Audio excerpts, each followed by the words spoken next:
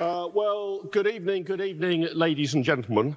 Welcome to this, the fourth and final Oakshott lecture of 2024 in these marvellous surroundings of the Sheldonian Theatre.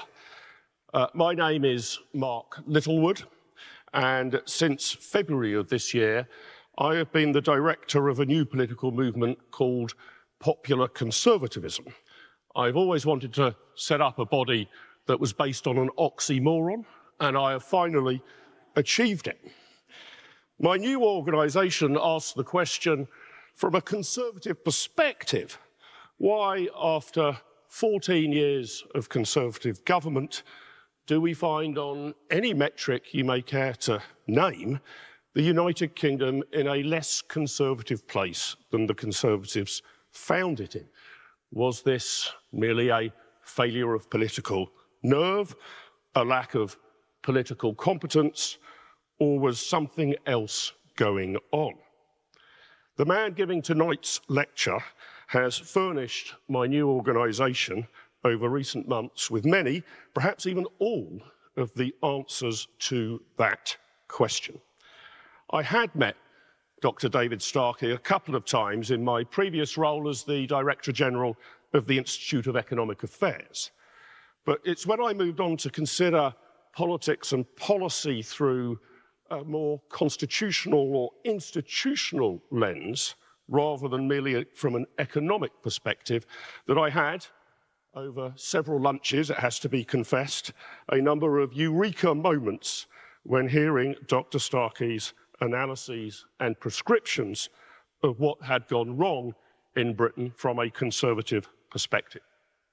The title of tonight's lecture is The Strange Death of Conservative England, echoing, of course, the title of the seminal text, although a widely criticised text, it's fair to say, from 1935, Dangerfield's The Strange Death of Liberal England.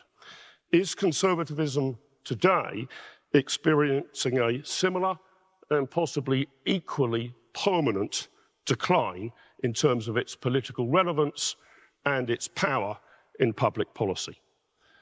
Our lecturer this evening is an historian whose many works include Monarchy from the Middle Ages to Modernity, Magna Carta, The True Story Behind the Charter, and Henry, Model of a Tyrant. His numerous historical TV series have made him a household name in Britain. He is, I feel confident in saying, Britain's leading conservative public intellectual. To deliver this Oakshott lecture, please welcome the sometimes controversial, the frequently provocative, but the always thoroughly engaging Dr. David Starkey.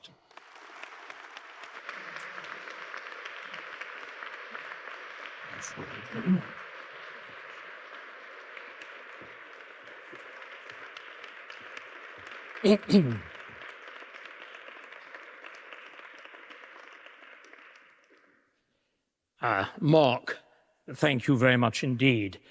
We are here really, I suppose, in a kind of gruesome exercise, and the fact that this is a little like an anatomy theatre is entirely appropriate. We have first got to exhume the corpse, and then what you don't do in an anatomy theatre, we're going to try to breathe life into it. But of course, in such circumstances, and I don't want to sound too much like a coroner, we've got to identify the body. The essential starting point, if we're to argue for the life or the death or the relevance or anything else of conservatism, is actually to try to identify it. It's an elusive and difficult thing.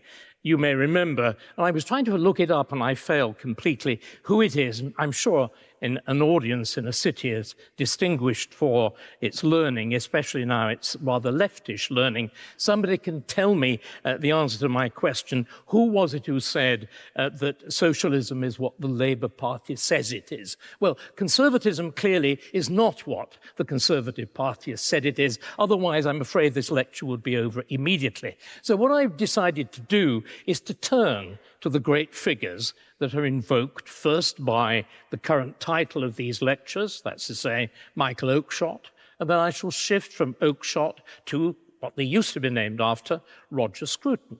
After all, if Oakeshott and Scruton can't tell me what conservatism is, then maybe, following on from what Marcus said, David Starkey will have to supply the answer. So let's see how we get on. Here again, I was very interested in what Mark was saying there, with the emphasis on the idea of politics. That shift from where you were at the IEA to matters of, as it were, primarily economic policy, to the new world of popcorn, the much more vulgar, the much more down-to-earth, the occasionally colliding with real people. Now, nobody could ever, I knew in his extreme old age, I knew Michael Oakeshott, nobody could ever have accused Michael of colliding with real people. It was something that he avoided with sedulous efficacy, even in the senior common room of LSE, where admittedly there were not many specimens of real people. But shall we hear what he actually has to say on the subject of what is conservatism? To inject into the activities of already two passionate men an ingredient of moderation, to restrain, to deflate, to pacify, and to reconcile, not to stoke the fires of desire, but to damp them down. I hope I've depressed you sufficiently.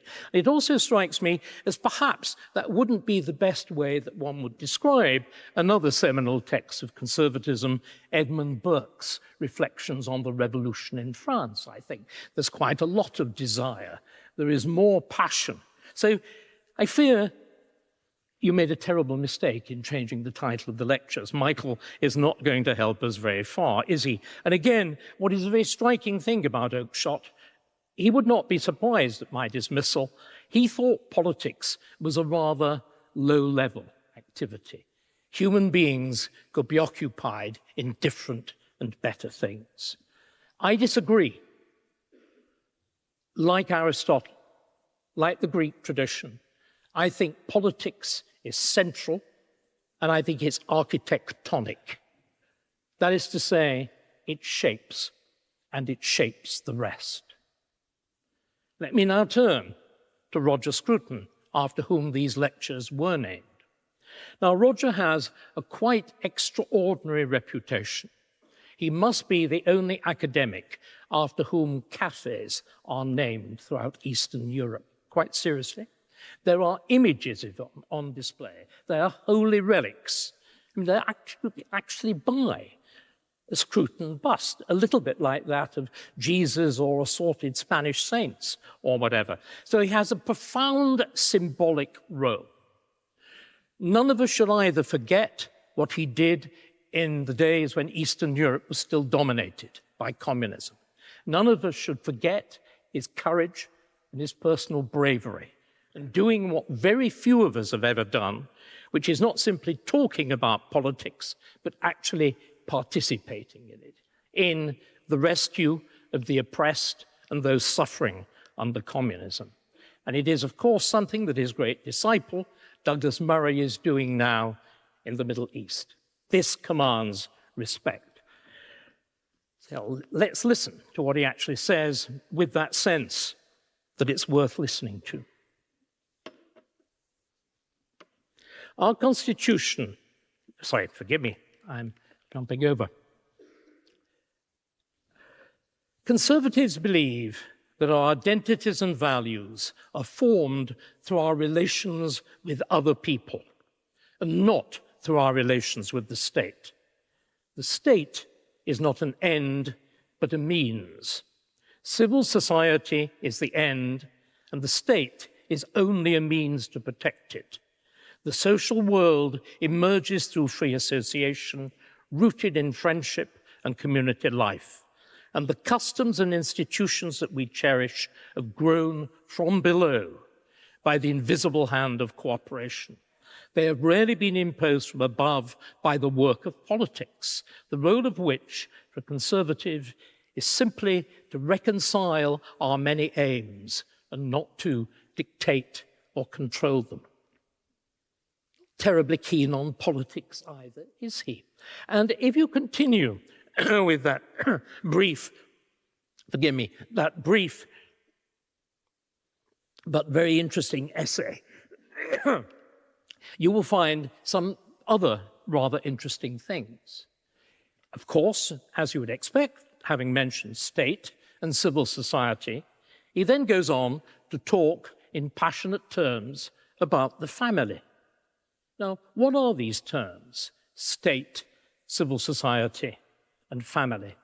These are, of course, the terms of the Hegelian dialectic, as most fully developed in the philosophy of right. They are the family as the thesis, the civil society as the antithesis, and the state as the synthesis. In other words, and this is something very striking, Roger, who presented himself as quintessentially English, that soaking in the English landscape, that sense of place, that sense of fox hunting, that belief in the great English historical tradition, his devotion, at least to the idea of common law, he actually reads in the Inns of Court at one point of his life, is nevertheless, and this seems to me to be something that has to be said, and has to be said clearly, hopeless as a guide to actual politics, because he is soaked in what I regard as the treacherous waters of German idealism. And I can think of no worse foundation for seriously trying to understand anything apart from Wagner, which he was also extremely good at. Now, this matters. And it also, I think, it's very important that we try and be serious about some of the other things that Roger says. For example, when he emphasizes the importance of community, when he emphasizes the importance particularly of the family, in this sense that there is, this great family tradition. Actually, in England, there isn't. Let us be quite frank on this. The work of the Cambridge Population Group, I apologize for mentioning the other place, but the work of Peter Laslett in the work that we have lost, in the world that we have lost, demonstrates conclusively that the English family is peculiarly weak in its structure, that the English family is right from the earliest known records, is in fact a proto-nuclear family. There are not extended families. This means, of course, also that, again, setting aside Roger's constant emphasis, not on the individual, but the community, the group, this itself is profoundly misleading. England is individualistic almost again from the beginning. There's a wonderful book by Alan Macfarlane, which I would strongly recommend that we all read, which is called simply The Origins of English Individualism. And it begins with the Anglo-Saxons. It actually begins with Tacitus' description of an Anglo-Saxon encampment and their preference for loneliness in the countryside rather than living in communities and in cities as all civilized people do. In other words, the suburbia of Oxford goes back to the mists of the German Fenland, and the shores of the North Sea. Now, all of this, I think, raises absolutely fundamental questions. Another one, which again rises profoundly from Scruton's work, is this idea of the unconscious creation of law, or if you like, the emanation of law, rather in the fashion of the hidden hand of Adam Smith in the analogous work on the free market. Here again, there's another German lying there, and that is a German whom I have much higher opinion of than Hegel, although his name also begins with an H. It is Hayek. Hayek, again, believed profoundly that separate from politics, there is a different and higher realm of self-generated law. I think this is nonsense and dangerous. If my idea of the architectonic quality of politics is right, law and politics and society are all as one. So we need a different model. We need to look elsewhere. Where shall we find it? Well, ladies and gentlemen, you're sitting in it. You're sitting in this building created in the immediate aftermath of one of the very greatest events in English history, which is the restoration of the monarchy and Parliament after the civil wars, and indeed the execution of the king of the middle of the 17th century. This is a building modelled on an Athenian theatre, which itself is modelled on the characteristic space of the assembly of the Athenian people. And we need to do something radical. We need to consider the idea that was profoundly at the heart of this experience of this building, which is the idea, as I said, of politics as architectonic, and what I am doing now, the use of open speech before an interested and questioning audience, in other words, the idea of rhetoric, is absolutely central to that process. So what I want to do, I want to begin and to continue and to explore the idea of a constitution, the notion of the political structure of a state as a determining element of an entire society. And what I want to do, I want to begin with remember, as always, almost always in our culture, where it begins is ancient Greece and usually ancient Athens. The whole notion, which again has been purveyed by some very serious people, that our political culture, indeed our general culture, is Judeo-Christian, seems to me to be fundamentally misconceived. Our political culture, as the very language, the words that we actually use demonstrates, is not Judeo-Christian, it is Greco-Roman. And until we actually understand that fact, we will get nowhere. So what is the ur-text? What is the moment at which the ideas that I wish to discuss with you this evening and wish to see as the anchorage of proper conservatism, what is the moment at which they are first and most clearly expressed? Well, it is, of course, and I'm sure many of you are actually waiting for it, it is the great speech in Thucydides at the height of the Peloponnesian War, when Pericles pronounces the requisite oration over the actual dead, the Athenians who've fallen in war. That greatest speech of antiquity, which I'm afraid, of course, was the model for Boris Johnson to bring us down to reality. But as we will see, the original is considerably better in this case than the imitation. Let's begin with the first paragraph.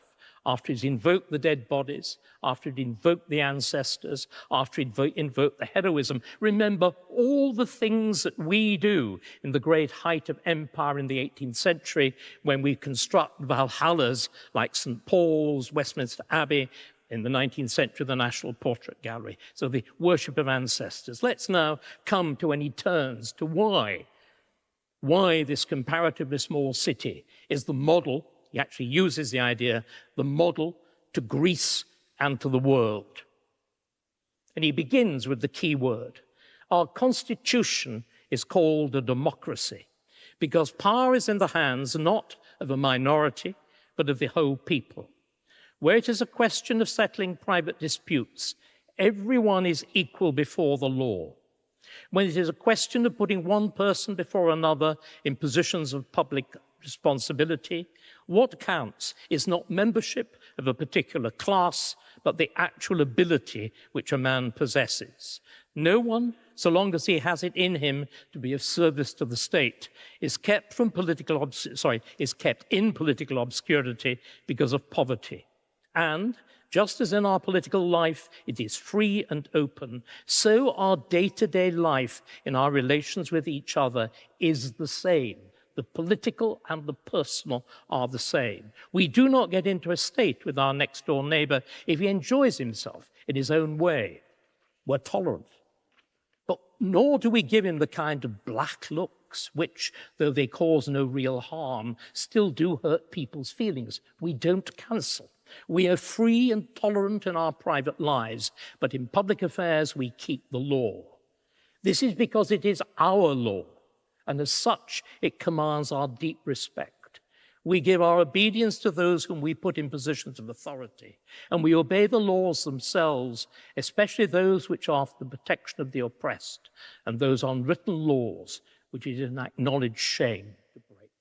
you see the clear linkage of the idea of a political constitution and of a series of social and democratic norms, patterns of behavior, openness. And he then goes on, of course, and he talks about a city which has a wealth, but a wealth that it uses properly, that this kind of society is one that enables wealth to be accumulated. He talks about the festivals, he talks about the celebrations, he talks about a particular attitude to war, in which you don't have a society which is constantly in a state of fear, like Sparta, in which there is vicious training which dominates the whole of life, but nevertheless, because it is their own, because you share, because you are part of it, you fight for it as nobly and as courageously, in just the same way that it's brilliantly argued by a very considerable German historian and a former student of mine called Ronald Ashe, that 18th century England actually invents the idea of the hero. That is one who will die for the benefit of all. France cannot have heroes. It's only got one. It's the king. Why we have so many statues. So, that sense there, what it seems to me is that this is the dominant idea of our politics. If you look at Aristotle's Politics, you will see that he develops this idea, and he doesn't just analyze clearly the democratic or the mixed constitution of Athens. He looks at monarchical constitutions. He looks at tyrannical constitutions. In other words, he sees the politics as forming different kinds of societies. And the flows from that analyses, praises of specific constitutions, always the idea of the constitution. One of the texts that is unfortunately largely missing, but we know everything about it, is Cicero's great foundational text on the Roman Republic, written in its actual dying days, as I may be offering this invocation to English conservatism, simply at an exactly similar moment, Cicero's De Republica. And then at the other end of the scale, de Tocqueville's Democracy in America is directly modeled on Pericles' great oration. He is consciously writing with that model in mind as he explores the democratic personality in America and sees the Constitution, that thing which founds America, as shaping, as reshaping, as remodeling, not simply a society, but a man, a kind of species of human being. I want to take that as my foundational text and my foundational idea. So I want to look then at the idea of the English Constitution as what we as conservatives should be conserving. Nobody has come up with a sensible answer to what on earth conservatives is supposed to be conserving. I mean, let me look at somebody who is competing to be, and probably will be, the new leader of the Conservative Party. I must remember to say Badenoch on the grounds of nothing bad in Badenoch. Right. What is the kind of her definition of conservatism? Our party's values of personal responsibility, a belief in family, freedom through opportunity, and so much more. A shoppingness.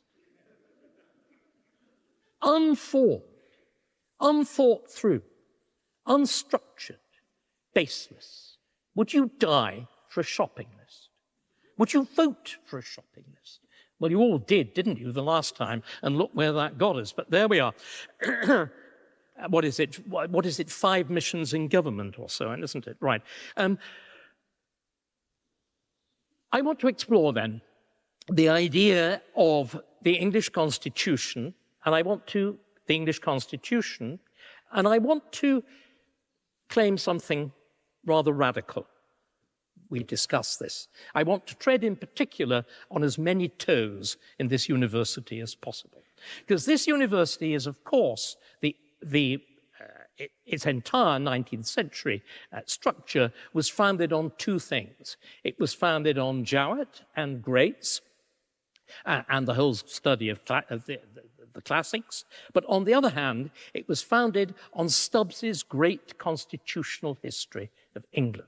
in which it presents the constitutional history of England as this splendid example of Whig progress, marching on from great moment to great moment until it culminates in the marvelous triumph of Victorian England. The Victorians, unlike us, have that marvelous quality of confidence. They knew they were best, and on the whole, they were right. But what I want to do is to present pretty much that same story. And I emphasize this. The only point on which I've ever agreed with Simon Sharma was on one occasion when we sat down and talked. We said, well, pretty much we agree that the Whig account of English history is pretty well right. But it's not, you know, because it's a conservative account. The English Constitution and its development, and actually development is fundamentally the wrong word, is essentially the story not of progress, not of reaction, but of careful conservatism, of cherishing what was there, of a great historical tradition, which you do modify, but as Disraeli said, towards the end of that process that we're talking about now, as Disraeli said so brilliantly, we are a progressive country. There is no question that we will change. The question is how. Do you change according to the traditions of your country, or do you do something else? Do you invoke abstract, internationalist, liberal doctrines? Because Disraeli, unlike the Conservative Party of David Cameron, knew who the enemy was. It was the liberal. It was the liberal middle class. So I then want to offer you this, what I hope is a very different account of how we should understand the English Constitution. And I want us to begin very early. Conventionally, as of course Stubbs did, I want us to begin very early. Again, and it's a doctrine which is subscribed to, of all people, by Scruton, there is this notion that conservatism is merely reactive, that it only comes in with the French Revolution and the desire to conserve once the Ancien regime is threatened by that terrible wave of blood and fire and destruction, which arguably has never fully died down. I think this fundamentally gets it wrong. I think when, again, in the 19th century, when they rebuilt after the Great Fire, which destroyed the Palace of Westminster, when they rebuilt the modern Palace of Westminster, with a deliberate instruction to the architects that it could not be in the classical style, it had to be in the Gothic or the Tudor. They were right. Our Constitution is genuinely historically founded.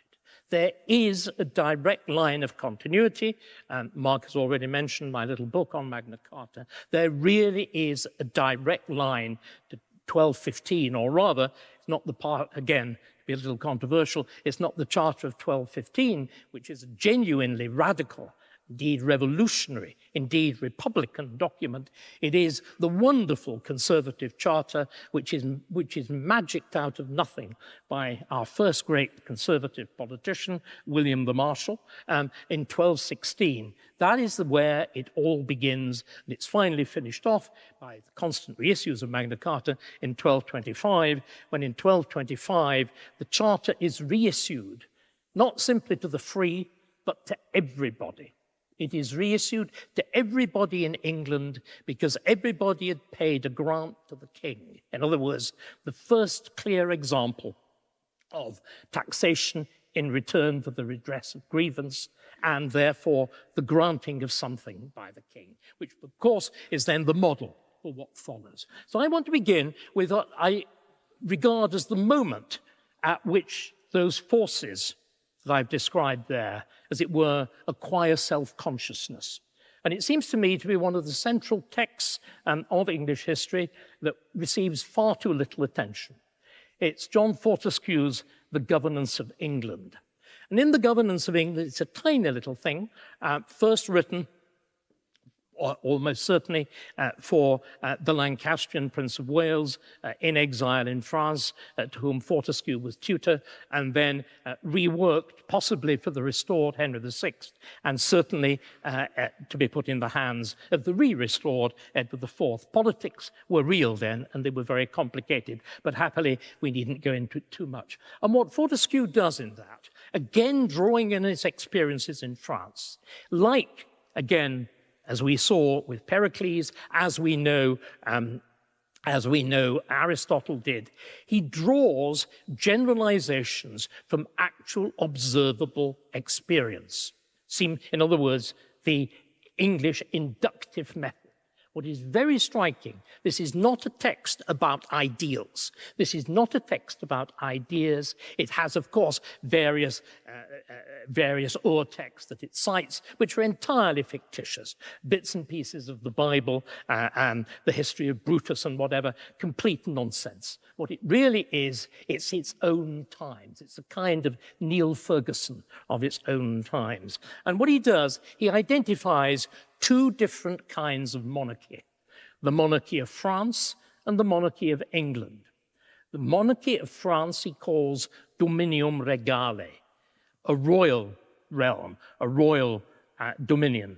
The monarchy of England, and again he's identifying the constitution of the two countries, he calls a dominium politicum et regale, a royal and political kingdom or dominion, or whatever we want to call it. How does he judge between these two things? He uses, again, I've talked about the English method. He uses an empirical test. He doesn't ask whether one of these is better in the sight of God. He doesn't ask whether one of them corresponds to the greater natural order.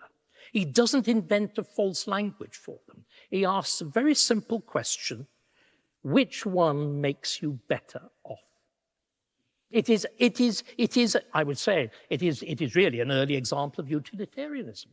And he draws, of course, on a biblical text. I've always said Jesus was a whiz at politics, even if less effective at theology. That marvelous phrase, by their fruits ye shall know them. That key text, in other words, look at what something does. And what he says quite simply is, in France, the king can take what he wants from you. The result of that is a rich king and miserably poor people. And he describes vividly and accurately the state of the French peasantry. He talks about their miserable dress, about their bare legs, about their diet, which barely includes meat. It would be very fashionable today. It is largely veg with a tiny smattering of lard when they're allowed it. He talks about the wretchedness of their dwellings. And he compares that, accurately we know, with the wealth and the prosperity, and above all, the widely distributed prosperity of England. And he identifies it with the simple fact: the king in England cannot take what you have. In other words, there is a law and there is property, and the one protects the other. But he grounds it firmly. You've got to go back here. He doesn't mention Parliament a lot, but it's there in the back, because what he's really wanting to do, and I needn't go into the detail, he's wanted to provide for a non-parliamentary means of actually founding the monarchy. In other words, making sure that it's not subject, that you don't have to pay for it. It's very modern. It's kind of privatized monarchy. Margaret Thatcher would have loved it. He's also aware of something else. He is aware why France is in the mess that it is and England isn't. He points out that in the reign of St. Louis, century or two before he's writing, in the 15th century, France had a representative assembly called the Three Estates. Consent was needed for taxation. But in the great struggle of the 100 Years' War and the repeated defeats of France, it became impossible to summon the Estates General, and the public emergency allowed Charles VII to impose arbitrary and increasingly savage taxation, but also to do something else, to destroy any sense of the burden falling equally. I made that point about that Magna Carta of 1225, tax paid by everybody. In France, the nobility is exempt from taxation. Once you actually cease to summon the Estates General, only as it were, it's a kind of ideal conservative vision, isn't it? Only the poor pay tax. And as you notice, in much of Europe, that remains the case, where it's really regarded as being positively a sign of bad manners to pay tax. That, I think, governs much of Italy, in my experience, but there we are. But the important thing is, so see what he's saying. Parliament is not something progressive. The French had a parliament, and they lost it in the name of efficiency. And this is, in other words, this seems to me to be the foundational conservative element. He knew that what they had inherited was the guarantor of their freedom. The idea, which is the great idea of the Oxford School in the 19th century, the Tubman School, that this is something that's being moved towards, is wrong. It's something that is being deliberately conserved from the past. Let me highlight another few things that I think are very important with Fortescue. That dominium politicum et regale. Political, we were talking about it, the Greek term, and royal. In other words, it's a royal republic. But what I think is important to recognize is the potential tension between the royal and the republican elements. That's to say, a monarchy which is about the king's will, and another form of monarchy which is about the king as the representative of, if you like, a constitutional monarch who is the guarantor of political normalcy and incorporates in himself the representative element. So that seems to me to be where we start. We need to understand then that the constitutional ideal, which is in the background of Fortescue, is there. It's not something to which we move. It's something that's actually got to be defended, and it's got to be preserved. There's another feature of it, which is very remarkable, which is positive anti-religiousness. The book ends, believe it or not, with a parody of a prayer. The essential purpose of Fortescue is to endow the monarchy with land. The usual form that endowment took in the 15th century was to endow the colleges of Oxford or any other form of ecclesiastical building. He ends with a parody prayer that is to be sung by the assembled people of England because they become a college, they become an endowed monarchy, so they don't have to pay taxes anymore. And ladies and gentlemen, it's worth listening to this on Budget Day. The prayer is as follows: God save King Edward, who has made sure we don't have to pay taxes. That's the basis. That is written into a 15th century text. That mockery of the idea that we should be offering up hymns to God for the afterlife, for purgatory and whatever. The sheer daring of this. So what is it then that we are actually preserving? What is it that matters so much? It seems to me that what we have there is a clear idea, again, going back to Magna Carta, of a government in which the governed and the governors fuse.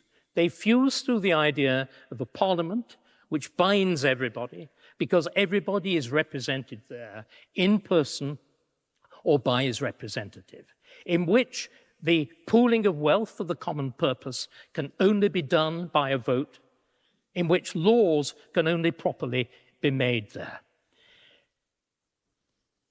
So, isn't this strikingly similar to the vision which is offered by Pericles? And isn't it strikingly similar to every notion that we have of our own free, ordered, or at least until recently, law-based society? And it seems to me that it really is, but with, again, that dominant role, that architectonic that organizing role attributed to politics. Let's now just quickly look at how all of that rolls forward. It rolls forward, it seems to me, in several ways. In the 16th century, again, this idea of the constitution, you see it, those denouncing the English constitution, like Thomas More in Utopia, with an opposed tradition which becomes dominant with Thomas Eliot and Thomas Smith in the De Republica Anglorum, obviously derived from Cicero. One of them, More, arguing that the English Commonwealth is unjust, and Eliot and Thomas Smith arguing that it is just. The two of them, the two sides of the debate, of course, reflecting the debate, as it were, at some distance of time between Cicero on the one hand and St. Augustine on the other. St. Augustine arguing in the City of God in the wake of the first fall of Rome that Rome had never been a just society. Therefore, it was unfair to blame the Christians for the fall of Rome. That's one tradition. That's the tradition, if you like, public debate of propaganda. But there's another very different tradition, isn't there? What do the English actually do with this inherited tradition? What do they do with this notion which had guaranteed their prosperity, the idea of parliament or parliamentary approval for taxation? How do they defend it? How is it attacked? I think it's also very important to recognize that there is a moment when something novel happens. The novelty happens in my own period, here we'll now have Cambridge rather than Oxford. The novelty happens in the 1530s with what was famously described by my own great teacher, by Geoffrey Elton, as the Tudor Revolution. I've already argued the idea of Parliament is an old-fashioned idea. It's a primitive idea. It's a medieval idea. Efficiency in the 16th century got rid of Parliament. The French were hyper-efficient. It's a form of government which you can deploy huge resources. You can maintain standing armies, which the English were never able to do. And what happens in the reign of Henry VIII is indeed, as Geoffrey said, it's a Tudor revolution. You create new instruments of state. You create the Privy Council, you create the secretaryship, all the sorts of things that were going on in continental Europe. But what that does, and Geoffrey got this wrong, what that does, it immensely strengthens the power of the king. It immensely strengthens the regale aspect of the constitution.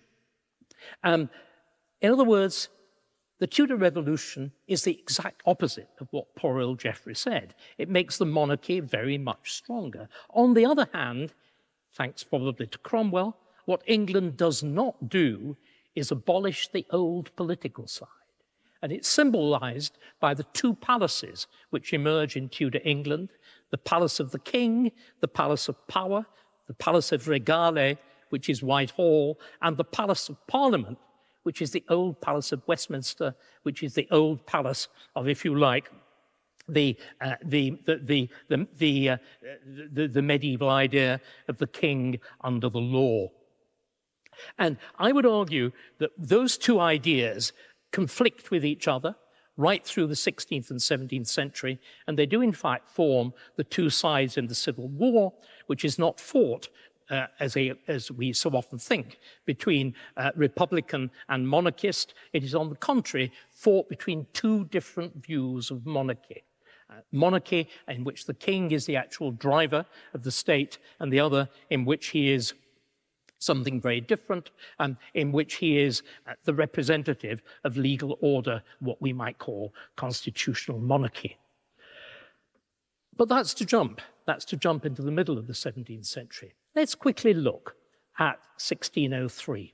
Let's look at the moment of the succession of the Stuarts and the proffer of union between England and Scotland, which is passionately wanted by James I. It is rejected by the English because creating the new state of Britain would destroy their liberties. It would destroy the liberties of the English constitution. In other words, the rejection of union in 1603 is a profoundly conservative act. What is that civil war? The resistance to Charles I, which I've already talked about when I've contrasted the dominium regale aspect of England and the dominium politicum aspect of England. What is that civil war? Is fought, I would argue, we normally think of the Puritans, we normally think of the parliamentarians as the radicals. They're not. They are the conservatives. It's the royalists who are the innovators in politics and religion. It's only after the death of the king, it's only with the triumph of Cromwell that something very different emerges. And how is that solved in 1660? As I said at the beginning, it is solved quite consciously, quite consciously. It is solved by going back, by undoing the profoundly conservative element. And similarly, with the Glorious Revolution that follows the attempts of the imposition, yet again, of a dominium regale by James II, interestingly using resources which are very similar to what I'm going to talk about shortly, the interpenetration of politics by law and the use of law as an instrument of absolutism. And in 1689, it is all undone by the Glorious Revolution. And you may have seen an article in the Times today by Danny Finkelstein for One Speaking Sense. And he is, without a rabbi joke, and he is there invoking a recent study which argues that the entire financial and political and military success of England is due to that settlement of 1689, that profoundly conservative settlement of 1688-89. I would say, yes, of course that is actually true, but it goes back to Fortescue. It goes back to the reign of Edward I. It goes back to Magna Carta. It is that continuing conservative tradition. So there we are. There's also something else that needs to be said. When does it end? What I've identified, and what I hope I've identified, is the idea of a conservative tradition, the idea of the centrality of the Constitution, the centrality of politics, all of those things that I've described there, the struggles, the struggles of the great medieval kings, the accession of James II, of James I, the struggles against Charles I, the revolution of the middle of the 17th century. These are profoundly political acts, shaping and reshaping and determining whether that inheritance that I've talked about will actually survive. What does it all result in? What is, as we've now rejected Stubbs, what is the culmination of it all?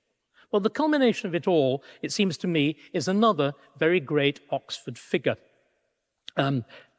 A very great Oxford figure indeed, I would argue much greater than Stubbs. It's A.V. Dicey.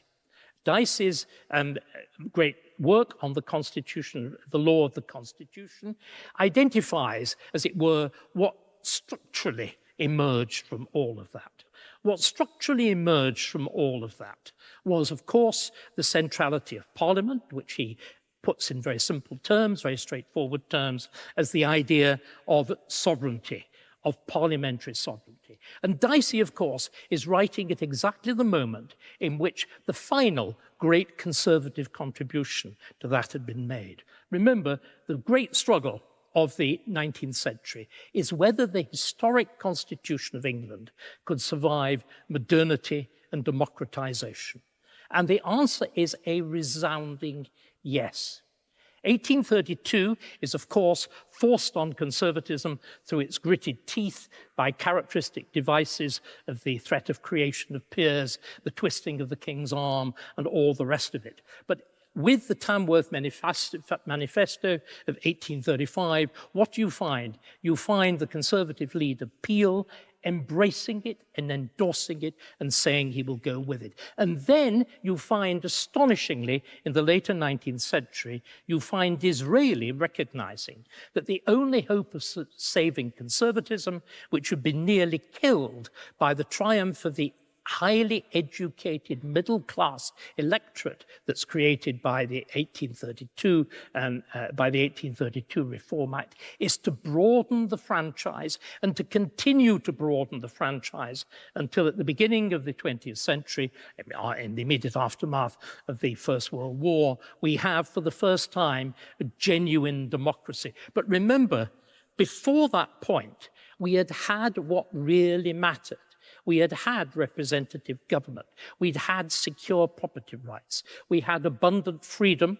We had a known system of law and all the rest of it. All that happens is that that idea of parliamentary representation proves to be sufficiently flexible. And do remember, it is truly astonishing when the other great account of the 19th century Constitution is written by Bagehot. Bagehot had no European comparator. There was no European state that enjoyed anything like representative government. He had to look to America. So that's fine and dandy.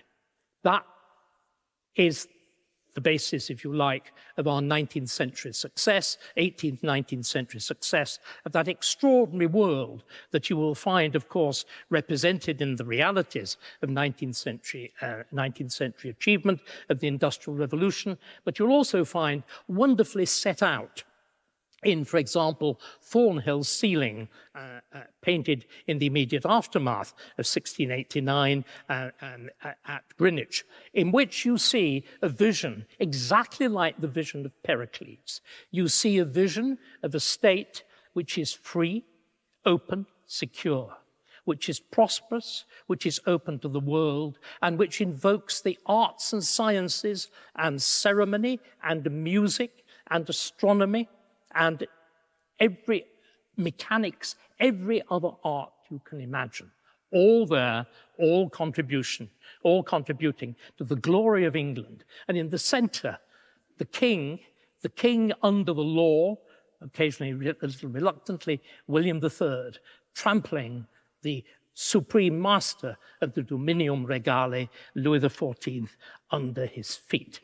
So why are we in the present mess? I have tried to give you an account of English history which suggests a fundamental conservatism. At every moment of crisis, the instinct is to go back, is to conserve. What has gone wrong? Well, what it seems to me has gone wrong, very simply, is this, that quite deliberately,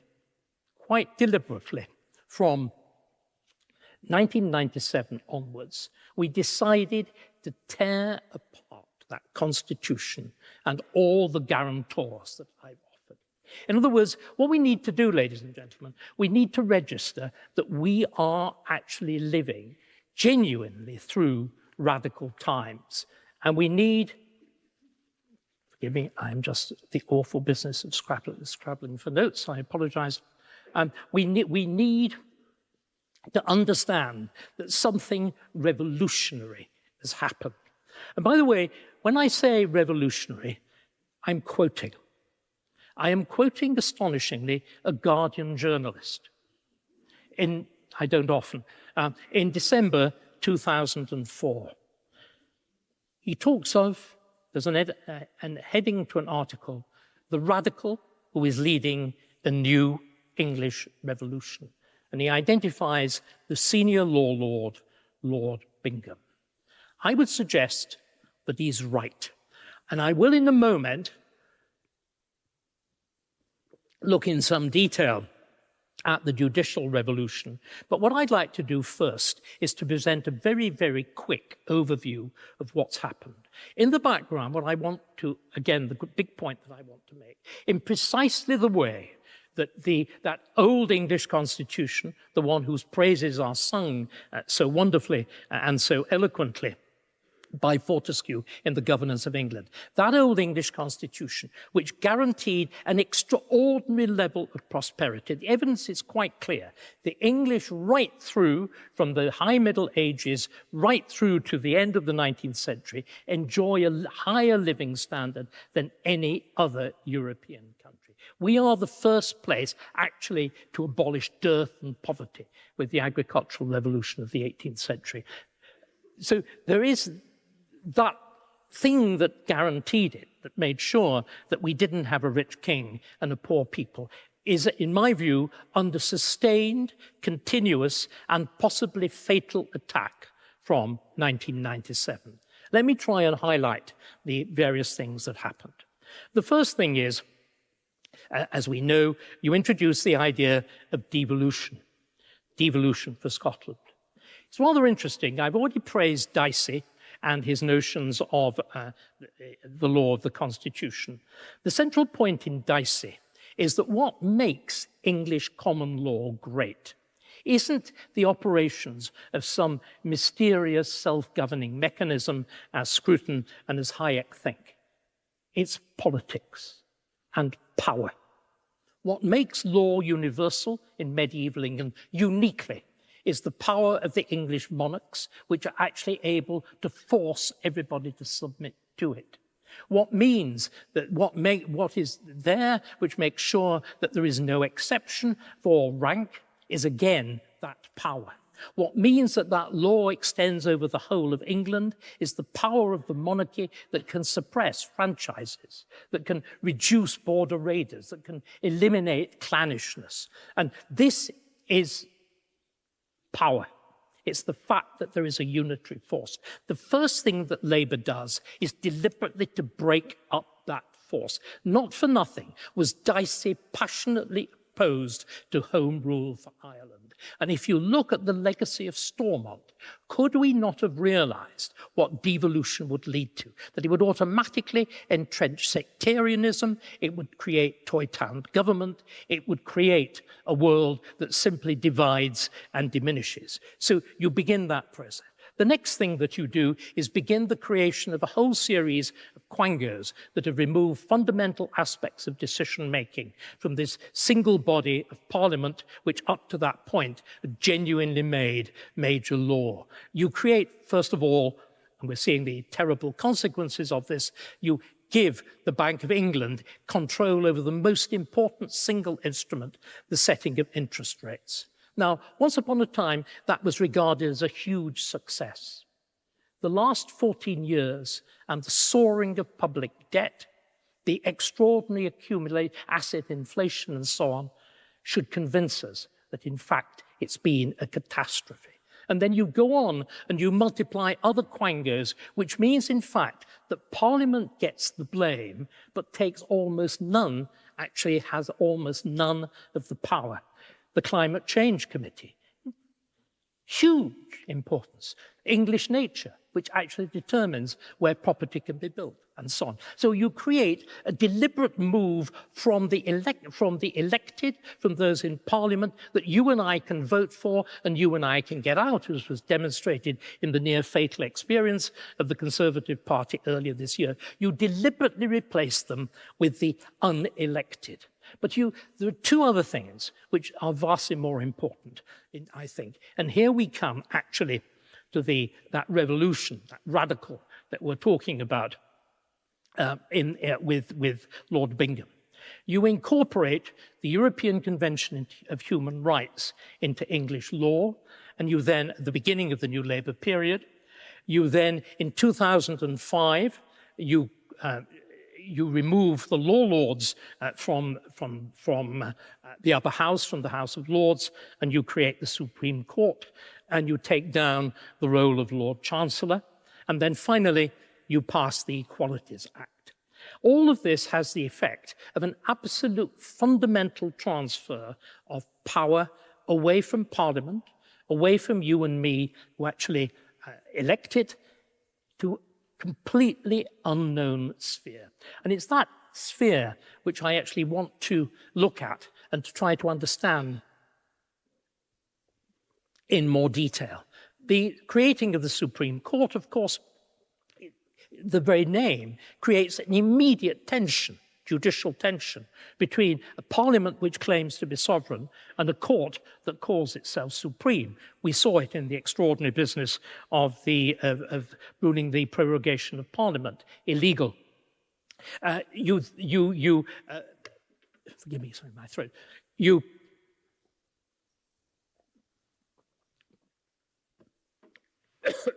But the more important, that I will address in a moment, but you also do something else. With the incorporation of the European Convention on Human Rights, you actually erode the very concepts of nationhood, of citizenship, and indeed, I would argue, actually, of rights. I mean, think about it. If human rights are universal, or if they're European, it means that there is somebody, not you, who endorses them. It means there's a form of law which Parliament is not responsible for.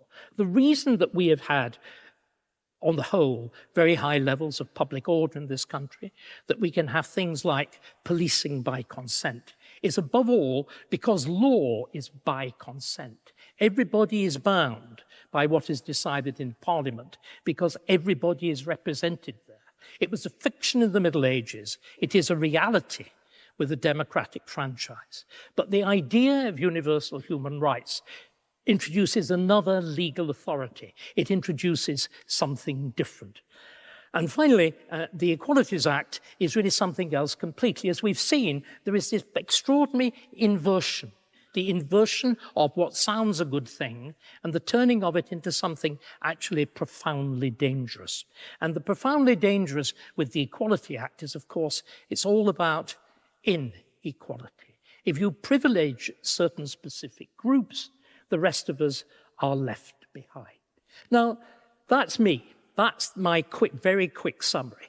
A deliberate creation of a world in which Parliament exercises very little direct power. And can I suggest we've had an extraordinary example of it today.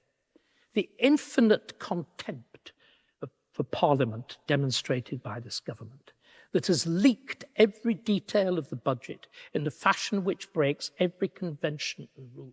And we have it also from the mouth of Keir Starmer. Parliament is just a talking shop. I prefer to be at Davos. This entire reversal of the Constitution as it's outlined by Dicey. But now let's just quickly, and I will conclude here before we go to our discussion. Can I just look a little bit more carefully at what I think is the foundation of all of this. The foundation of all of this, and the thing that really sustains it, is something, again, which sounds absolutely wonderful.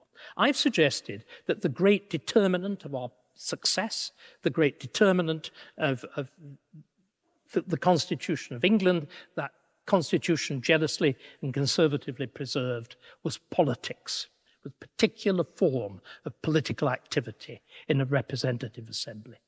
We have now replaced this by something completely different. The rule of the people through Parliament has now been replaced by the idea of the rule of law. The myth that we are now laboring under is there is this thing called the rule of law. And can we now just look at what this rule of law actually entails? Well, it is, again, the centerpiece of all of this is Lord Bingham. I've mentioned this extraordinary process, which is terribly random when you look at it, how those dates scatter on either side of those 13 years of Labour in power.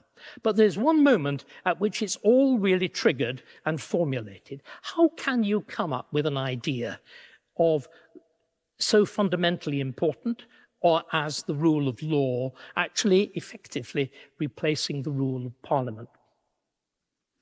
Well, it's really very interesting. Historians love dates. I mentioned the dethroning of the office of Lord Chancellor, that man who enjoyed the extraordinary prerogative of being head of the judiciary, of chairing, of acting as a rather relaxed chair of the House of Lords, and had a seat in the cabinet. He was abolished because, of course, he defied the separation of powers, and he defied the separation of powers, and New Labour didn't like that at all, and he was replaced by the present mishmash. Indeed, Charlie Faulkner, who led the attack on the position of Lord Chancellor, wanted to abolish the office completely, and then they found it was mentioned in about 2,000 statutes, and they couldn't actually do it. But they've drafted a new oath for the Lord Chancellor. The Lord Chancellor was actually to swear to do what? He was to swear to uphold the rule of law.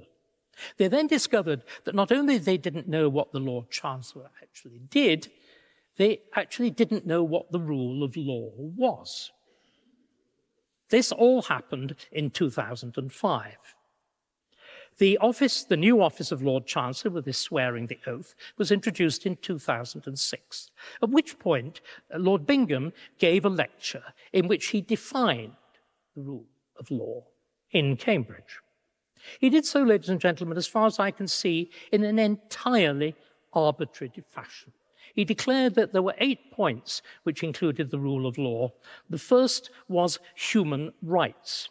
And then he is actually really quite explicit, and he is totally frank about what human rights means. Let me tell you what is incorporated into the idea of, let's just find them, what is actually incorporated by human rights. It must be nonetheless accepted, this is Lord Bingham, that any Charter or Bill of Rights is undemocratic in that it is counter-majoritarian. Its purpose is to give a measure of protection to minorities who lack the strength of the representation to obtain protection through the political process. Prisoners, mental patients, gypsies, homosexuals, asylum seekers, despised racial or religious minorities, and the like. In other words, it's not designed to protect your rights. It's designed to protect the rights of minorities. Now, ladies and gentlemen, there is not a single thing in the actual text of the Universal Declaration of Human Rights of the United Nations or of the European Convention which bears that construction at all. This is a pure piece of judicial fantasy. And of course, it's profoundly dangerous, isn't it? Because we have now something else, don't we? We have racial doctrines, we have the various campaigns for racial justice, which similarly identify the minority, racial minorities, sexual minorities, as better than the majority. We've actually reversed. So what Bingham did, and what this rule of law, which is now regarded as the absolute centerpiece of government, does, it actually is deliberately anti-majoritarian. This is why we've actually got to invent a new word.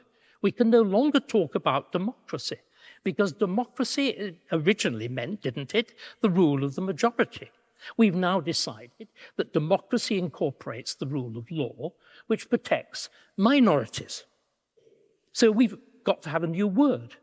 It's called populism, which means exactly what democracy used to mean, except we've swapped Latin for a bit of Greek.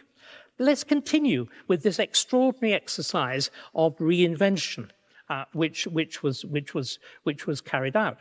He declares also that we must have international law as part of the rule of law. Ladies and gentlemen, international law is an absolute fiction. It is based around the assertions of a handful of lawyers and an increasingly implausible organization called the United Nations, as we can see the current state of the United Nations. So we have incorporated, thanks to Lord Bingham, an obligation to international law at exactly the moment when it doesn't work.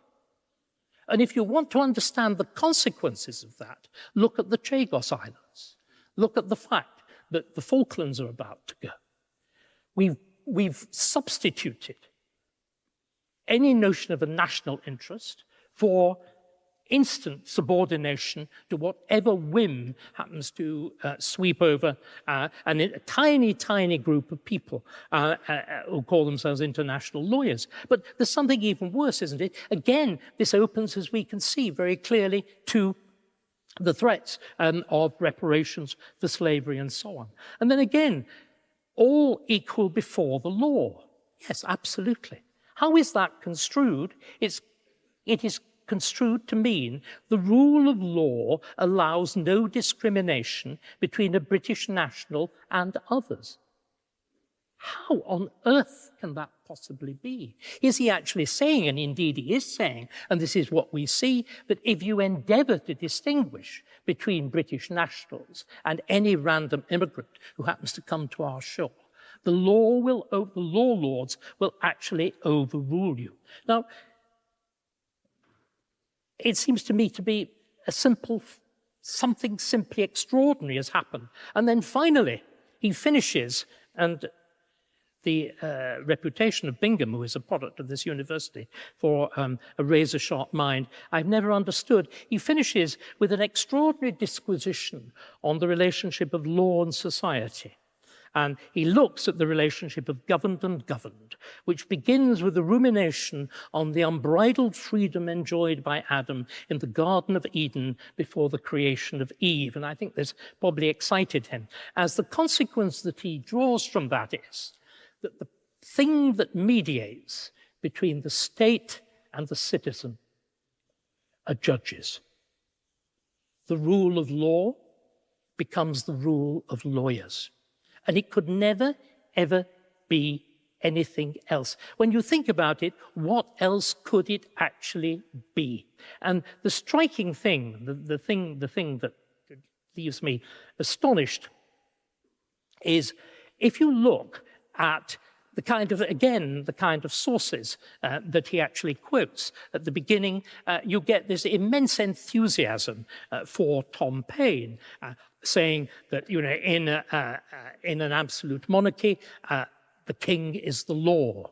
In a free society, the law is king, and there shall be no other. Now, that's a very peculiar thing for a Chief Justice or Supreme Court, the head of the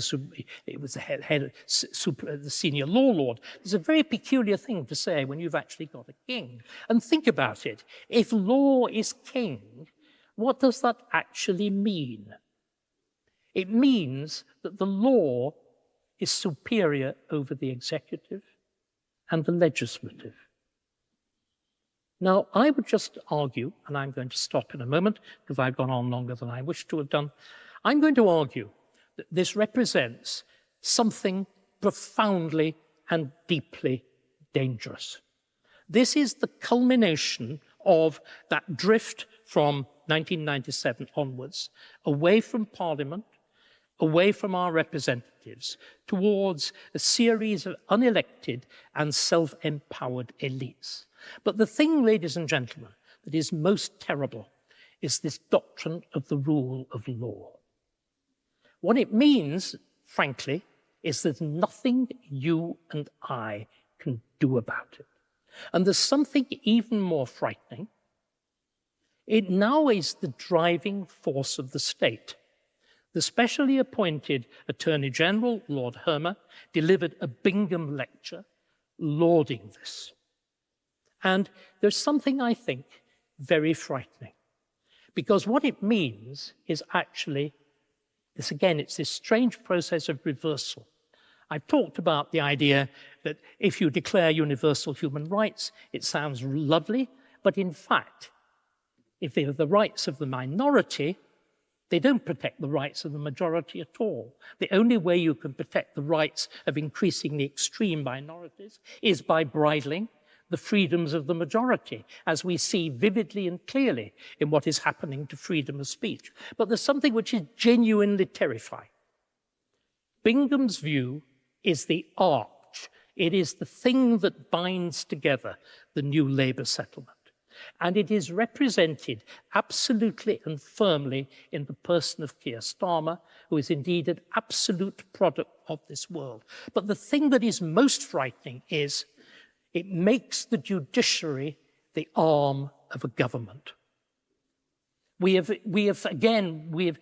simply stood things on their head. If you like, and again, this is exactly what happened in 1689, if we have this idea of the separation of powers, yes,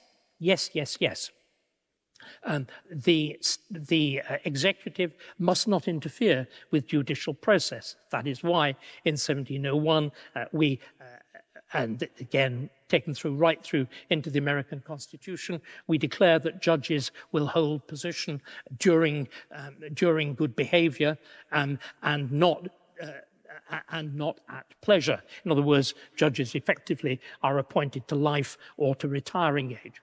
Very good. But what we're seeing now is something I mentioned before. We're seeing a kind of reversion back to the reign of James II. We have judges behaving rather like Judge Jeffreys. If you actually look at the Bill of Rights, if you look at the attack on James II, James II functioned by turning law into an instrument of government. And I think we can see the consequences if we actually look now at how this government is behaving, how we are reacting to it. So very simply, the conservative constitution of Britain has been effectively destroyed. The only way we can rescue conservatism and Britain is by a comprehensive repeal of all the legislation that I have been talking about and a deliberate, sustained act of restoration. Thank you.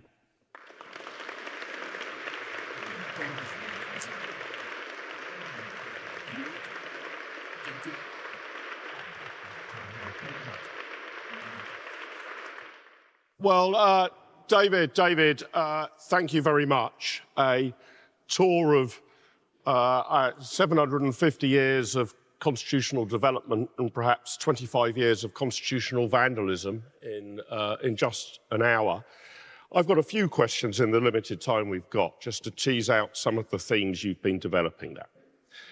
And I suppose the first to ask you, especially in your trot through 800 years of constitutional history and how the rules and the laws and the constitution of our country develops. How do we distinguish between something which is a mere modification, an upgrade, an evolution, almost a bit of spit and polish? One might put Disraeli's extension of the franchise in that category, compared to something that's vandalism, that takes it too far, isn't part of a natural process of constitutional evolution, but is actually breaking the underlying structure of the building, if you wanted to use that analogy. It's not clear to me how I can look back on the past 800 years of history and easily distinguish one from t'other. What I think is striking, as I tried to emphasize, is how recognizable the English Constitution was up to the end of the 20th century. You can actually see it. You can see the elements, the traditions, the customs, and often absurd, that we laugh at, like taking a hostage to make sure that people come back. The appointment of the speaker, you mean? The dragging of the speaker to the chair, the striking on the door. Now, I think that's real, and there's something else I want to emphasize. These things that we laugh at, these constitutional conventions that we laugh at, ladies and gentlemen, that is the only reason we have a government at the moment. The government has returned with, let's quote the statistics again, 1 in 5 of the electorate voting for them, and with about 33%, or was it 36%, of those who actually did. Yeah, 33. In France, that leads to a major constitutional crisis. Here, because of our old conventions that who carries the majority of seats in the House of Commons forms a government, there were no Trumpian scenes. Rishi disappeared, maybe rejoicing, en route to California from Yorkshire, or whatever it was. And Starmer moved in, though mysteriously Lady Vic seems rather to have disappeared, presumably wearing some expensive dresses from Lord Ali. But ladies and gentlemen, this government mocks convention. This government mocks Parliament. The first thing that it's done is to seek to yet further diminish the House of Lords. But ladies and gentlemen, it will find very shortly that the only thing that protects it is this surviving history, because it will have no democratic legitimacy whatever left. And it is the disaster of the Labour years was in the name of this shallow modernity, this belief in a new country. But what I'm arguing is Blair genuinely did deliver a new country. And again, he also transformed the population. He redefined the very notion of not simply the country, but the population, and he redefined something else. He redefined the very idea of citizenship. Remember, and again, it's something that it's a completely separate lecture, but what we need to look at is the fact that that union that was created between England and Scotland in 1707, why was that accepted? Because the essential structures of the Anglo-British polity were preserved. Scotland, indeed, joined its monarchy and its parliament with the English, but Scotland retained every other aspect of separate national identity, its own religion, its own educational system. The monarch changes religion or changes denomination as they cross the border, its currency issuing rights, its own universities, its own heraldry, its own crown jewels, the lot. All of that is there. So from the beginning, Britain was multinational, but there was this single dominant element of that conservative political tradition, constitutional, with the central role of the monarchy. And what Blair did deliberately was to sweep all that away and to replace it with the British identity that is a pure flag of convenience, because the only British values, as we know, are diversity and tolerance. In other words, it is meaningless, and we are reaping the terrible rewards. Now, so you said at the outset of your lecture, David, that this was going to be, well, perhaps a bit of an autopsy, or that you might become a necromancer to be able to bring conservatism back to life. I mean, is conservatism really dead? The topic of this lecture was the strange death. Firstly, if it is dead, it doesn't seem particularly strange, its death. It's remarkably straightforward. A different type of government has altered the constitutional playing field. But then, can I remind you, we had 14 years of what called itself a conservative government. And what it did was completely to fail to recognize what had happened, and indeed to embrace it, and indeed to reinforce it. This is the catastrophe. You had Cameron coming in saying, I am the heir of Blair. Michael Gove passes round marked up copies of Blair's memoirs as the new bloody Machiavelli. That's more or less It's the strangeness of it that actually, although the Blairite constitutional change is revolutionary, the real strangeness of it is that the Conservatives have got along with this. Well, they've actually reinforced it. I mean, this is something, again, that we really do need to understand. And we need to understand the terrible financial situation we're in. What I'm arguing is, in fact, the old constitution is why Britain was the first country to modernize, the astonishing... Remember, there's something very remarkable, isn't there? In 1660 and 1689, you deliberately go backwards, and we become easily the most advanced country in the world. See what I mean? There's a total paradox. In 1997, we embrace modernity, glottal stops, neo-Americanism, the whole lot, and we go tank downwards faster than any other country in the world. It's really important that we understand this. We've got to judge by results. And the disaster is, what did they do? They create the Office of Bloody Budget Responsibility, the Conservatives. They legislate, the idiot Theresa May, a product of this university, legislates the 2050 target into law for net zero. Do you realize, ladies and gentlemen, I talked about judicial overreach, the fact that the judges interfering in policy is at least as dangerous as the politicians interfering in the work of the judiciary. The judiciary now determine whether or not we can extract fossil fuels. We are in the even madder situation under the Equality Act. Does anybody realize what the Equality Act does? It legislates the Marxist labor theory of value in three bizarre equations. And judges have ruled on the basis of that, on how do you equate the wages of a female cleaner and a male dustman. Now, it's deranged. Adam Smith tells you how to do it. You leave the market to fix the wages. No, judges do it, and they bankrupted Birmingham. And they're about to bankrupt next. This is deranged. But if we have this notion of a dominant rule of law, that's what we've got ourselves into. Do you see, you were I thought very clear in your lecture, David, that it's 1997 and the rise of Blair where this all goes wrong. Yeah. But do you actually think that has antecedents? Might one argue, actually, that us embroiling ourselves in a whole range of international and multinational institutions paved the way for this? Is the EU... Yeah, is Blair not just the culmination of us having decided Blair is an intensification. That part of the Blair project was to assimilate us to the structures of continental government that are now seeing their triumphant realization in the economic collapse of Germany. Because that is actually what is going on. The German monolith is collapsing under precisely the sort of structures. I know because we wrote them. The German constitution is essentially put together when the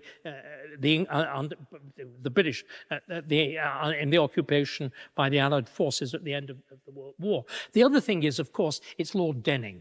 It is the whole notion of judicial review. That and again, I can quote it from memory. Again, Martin Kettle most usefully summarizes all this, and he describes, again quoting Lord Bingham, that beginning with judicial review and entrenched with the European Convention on the incorporation of the European Convention into English law, the law lords, as they then were, this is even before the creation of the Supreme Court, become de facto a constitutional court.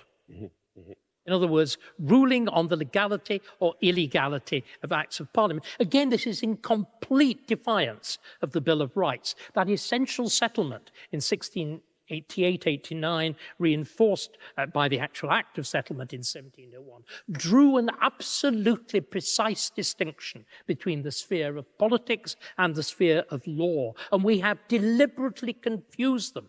And we have made law dominant. The rule of law, ladies and gentlemen, can only mean the rule of lawyers. And it is, we see the evidence of it, of course, on the other side of the Atlantic. So is everything lost? Is this the last shot on the board? Could we bear another 5 or 10 years of this? Is it relatively easy to actually hit the reset button when you want to? Or can such damage be done that when you hit that button, it certainly can work? And I would have thought it is 75% certain that this catastrophe will continue. We are confronting major national collapse. We are on the route to Argentina. We really, really are. Look at the figures for borrowing. Look at the steady climb of interest rates. We are now paying double Germany. We've got to understand this. It will require a sense of rediscovery. But remember, let's look on the other side. The revolution of 1640 to 1660 was longer. It was more profound. You literally cut a king's head off. You aim to remake an entire society. And yet, and why us historians haven't written about this in the proper way? We perform the most conservative act than any people has ever done. It's a real revolution. And in 1660, the English, primarily, decide to reverse it. And they decide to reverse it, not like the French at the end of the French Revolution, as a result of defeat and occupation by the Allied powers. We reverse it by ourselves. And do you think, David, that are the British electorate, or at least a segment of the electorate, do you think, beginning to think in those terms? They might not articulate it in the form of a lecture delivered at the Sheldonian Theatre, but if you were to look for the vote for Brexit, for example, Yeah. caught the establishment greatly by surprise. There seems to be considerable unease about how the legal profession seems to be more of a determinant of our immigration and asylum policy than Parliament. Absolutely. Is there out there a feeling that the people want the reset button hit, do you think? Or is it too obscure? No. Actually, they're just sort of thinking really what matters is, you know, you've got to decide whether the blue team or the red team are the more competent people to run these various newfangled committees. Well, that was, of course, the old view of people like Daniel Finkelstein. And it's the terrible consequence of PPE in Oxford. No degree has ever done more universal damage anywhere. It is superficial, it is shallow, it teaches petty manipulation. And a totally disgraceful and reductive view of politics. I'm being really serious. Really, really serious. And it's time something was done about it. He said, sounding like Colonel Blimp, but never mind. We're all... I think there's a huge sense of disenchantment. And it needs a focus, and it needs a leader, the rise of reform, the riots, the sheer rage at how the legal and police establishment has handled the Southport killer. There is just a sense of disgrace and disgust, the collapsing popularity of Keir Starmer, falling off a cliff almost like our economy. All of those things point. And you see, I think there's something else. What we've got to understand, what I was trying to articulate there, and by the way, I apologize to everybody. I tried to fit far too much in, and it was much too long. But I hope I got the main big arguments over. Neil Ferguson, with whom I increasingly agree that the proper model for understanding contemporary politics is history. In other words, you don't invoke. This doesn't mean history repeats itself. It means human beings find themselves in analogous situations. And the earlier situations are a jolly good way of looking at it. We are actually in 1974. It's 50 years on. Heath has fallen. Harold Wilson has come in. Dennis Healey, remember he's taken tax rates up to 83%? We're heading to 25% inflation, and the IMF and 79. But remember, then it was just a question of you lot and free market economics. This is something more fundamental. But what Ferguson argued is that we've got to understand where we are now as a state of Britain in its late Soviet period. Right. What we have is a nomenclatura. When Keir Starmer talks about the public service, he actually means the public sector, which is to be privileged in every single respect, that they have special pension rights, eminently symbolised by the fact that Sir Keir Starmer, KCMG, KC, has got an entire Act of Parliament devoted to protecting his pension taxation. Would you actually believe that? It is true. Similarly, you have the position in which there's going to be that pension contributions will be taxed, whatever. The public sector is automatically exempt. Everybody who has been rewarded is in the public sector. Now, what this means is, it is like late Soviet Russia.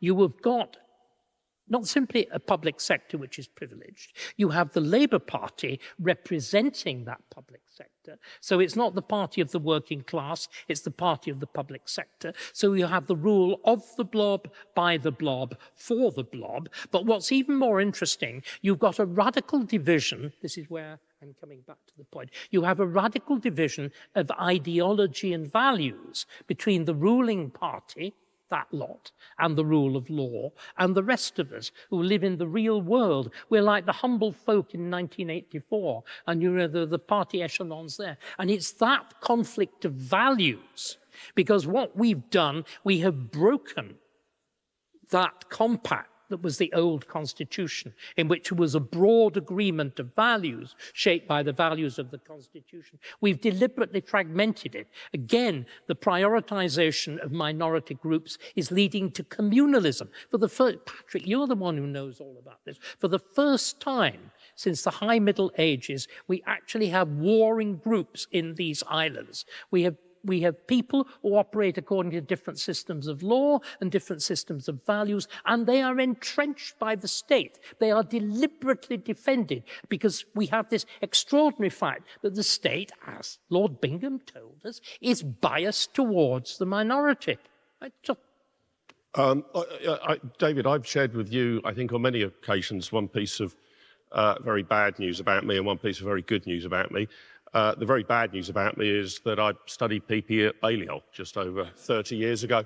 The good news is it was over 30 years ago, so I've forgotten most of it. I've forgotten most of it since. I want to finish just by asking you, what do you think to whom should we make this clarion call? If we wish to reverse this process, is this a question of finding a single inspirational leader? Is it a question of persuading a major political party to make this its fundamental proposition? Is it a question of inch by inch persuading each and every member of the British public, or to get a newspaper to be the champions of this? I can give you a very simple answer: all of them. All of them. Is all of them. But I would begin with the sheer process of persuasion. I think, and you and I have discussed this, we need a serious program of public education. If we are to revitalize democracy, if democracy is to survive, we must take the people seriously again. We need a serious campaign of public education. I want to embrace, because it would shock the left, I want to embrace votes at 16 and then make political education in schools compulsory with the access of every political party and interest group to them. So begin and get to everybody as fast as we can, as clearly. As fast as we can. Clearly, if one could rescue the Conservative Party, if one could persuade the party to the programme that I'm talking about, the idea, as it were, my outline of this, without, by the way, its grounding in the idea of a constant constitutional tradition. That's new for you. Written a little while ago, it will be coming out on the Spectator website shortly, in which I set out the basic programme that you and I have discussed, and the fact that in the same way the Conservative Party wakened up, led by Thatcher, the inspiring figure, with the creative intellectual genius Keith Joseph in 1979, set out to undo what Labour had done and to do something fresh. In other words, to do exactly what happened in 1660, exactly what happened in 1689, and exactly what did not happen in 2010. Otherwise, we're lost. David, you've said we need a programme of public education. Thank you to all of those who put together the Oakeshott lectures and generously fund them, but my particular thanks for you for kicking off that programme of public education so brilliantly today. Ladies and gentlemen, Dr. David Starkey.